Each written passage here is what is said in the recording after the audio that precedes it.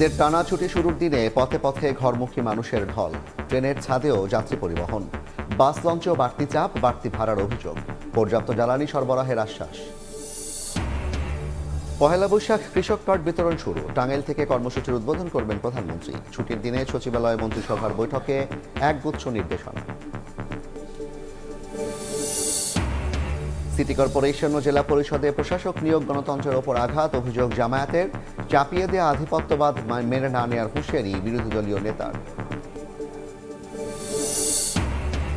পানি উন্নয়ন বোর্ডের জায়গা দখল করে উত্তরায় বোট ক্লাব। সরেজমিনে গিয়ে নতুন নির্মাণ কাজ বন্ধ করলেন মন্ত্রী।